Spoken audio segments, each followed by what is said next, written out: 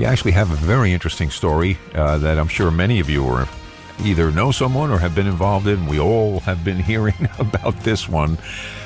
This is the Amtrak and Penn Station issues that have come up in the last couple of days. And I believe we have Alfonso Castillo on the phone from Newsday. Hello, Alfonso. Hey, Bill. How are you? Thanks for having me. How are you? I'm good. Thank you for calling. And boy, you got the story, huh?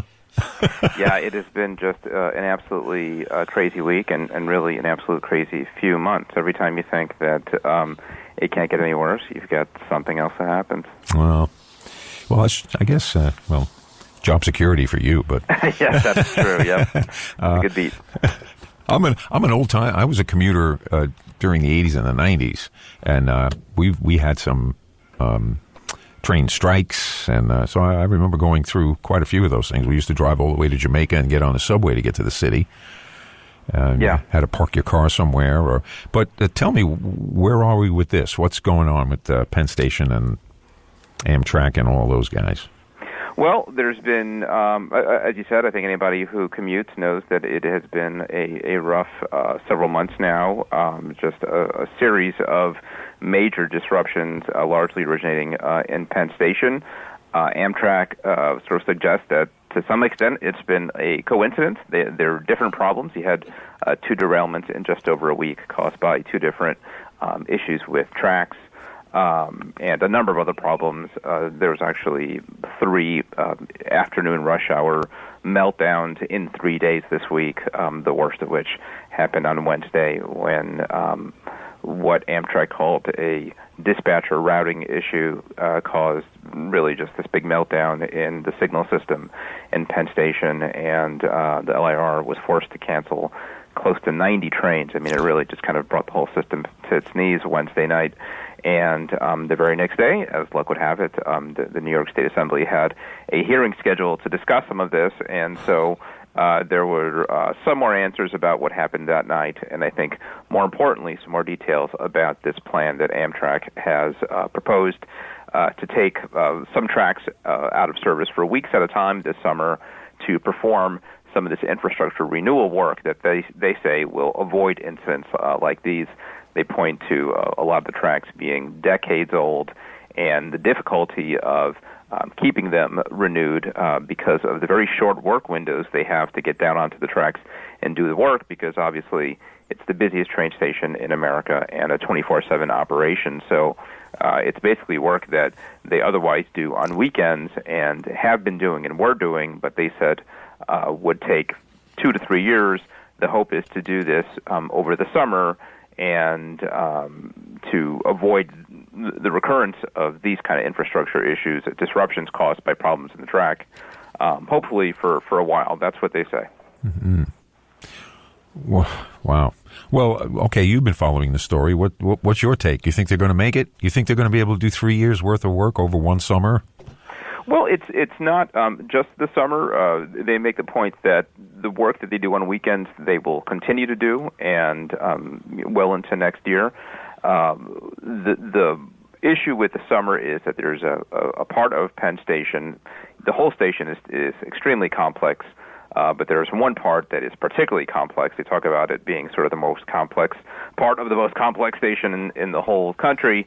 And it's a series of switches on the west side of the station where a lot of the Amtrak and New Jersey trains come in and connect to the tunnels that go across the Hudson River. And this is a place where it's really hard to get to do work. So the work over the summer is going to be concentrated in this one area. They seem confident that they can get it done. The plan is for 2 outages, each of them lasting a couple of weeks. The work will happen between July and September. Whether it gets done, something is going to get done, right? I mean, I think they're also trying to kind of temper expectations, saying that this will resolve some of the problems, but there's a range of reasons why things go wrong at Penn Station, and it's not just the tracks. I mean, one of the revelations at this hearing yesterday is that this work actually will not include the signal system. They're not doing anything to the signal system. And again, any commuter who signs up for these alerts knows how frequent these problems are attributed to some kind of problem with the signal system. So there's no hope of that getting better anytime soon. And then the other thing that I think is a real concern is something else going wrong when you've got some of these tracks down. I mean, if you can, as bad as things were this past Wednesday when there was this glitch with the signal system, imagine that while a number of tracks were already out of service. I mean, what that would look like. Oh, my God. Well, a late train is always better than no train at all. Yeah, right. Well, that was certainly the case on Wednesday, and there weren't very many trains at all. Yeah. Well, regardless of, I mean, we can yell at the MTA and say, if you guys saw these things happening and building up, which, I mean, they must have.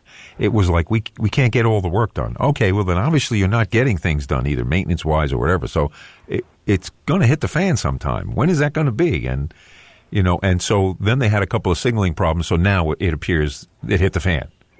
Yeah. And, it was like... Right, yeah. One distinction, and I think it is something that folks don't know, and it's certainly a message that the MTA and the Long Island Railroad has been trying to get out, is that this work is not MTA work, it's not Long Island Railroad work. Amtrak owns Penn Station, owns the tunnels, and does all the work by contract.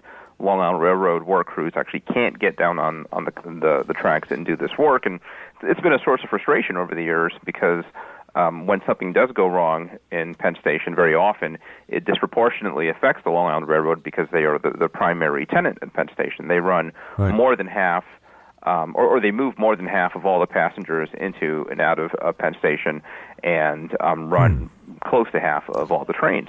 Amtrak runs the fewest trains in and out of Penn Station, but run everything. They're the landlord, they are the operator.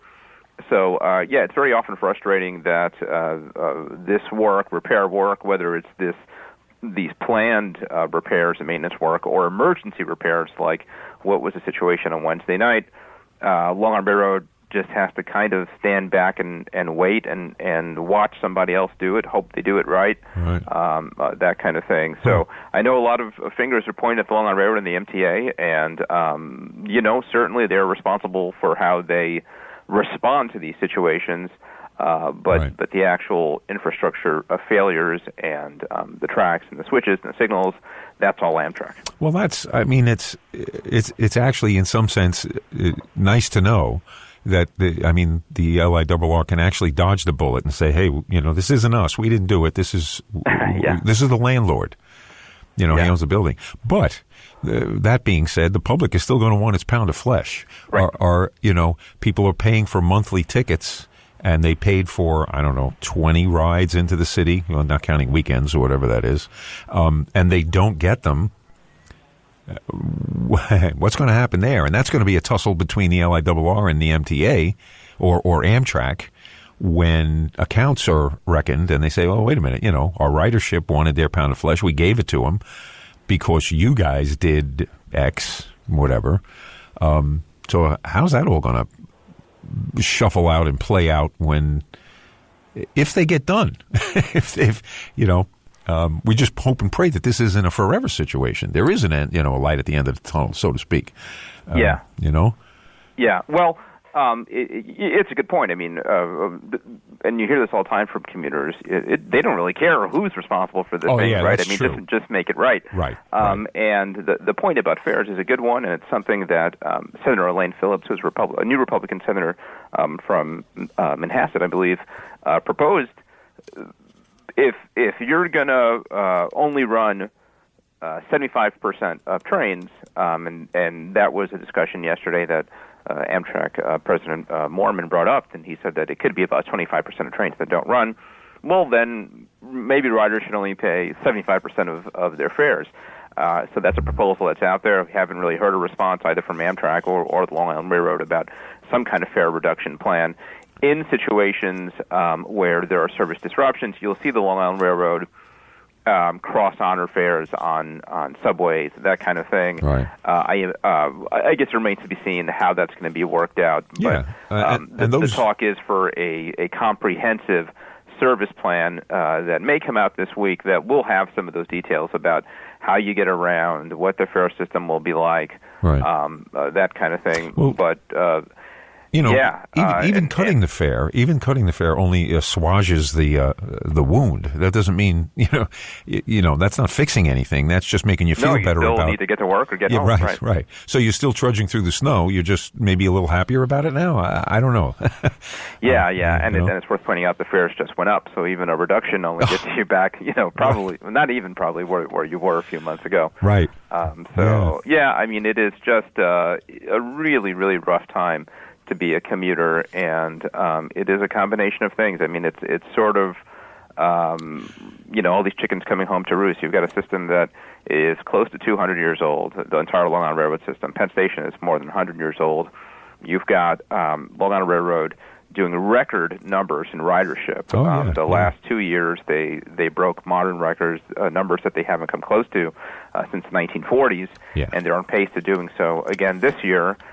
So again, more and more people on this system that was not designed to carry this many people. Oh, that's for sure. And this infrastructure is just getting older and older and older. And there are a lot of plans in the pipeline to address a lot of it, but some of them aren't quite online yet. Some of them just got online a couple of years ago, and really all of them are a number of years away. So it very well could be that 5 to 10 years from now, things are significantly better. You could have a third track on the main line between Floral Park and Farmingdale. You'll have a second track between Farmingdale and it's Floral Park and Hicksville. A second track between Farmingdale and Ronkonkoma.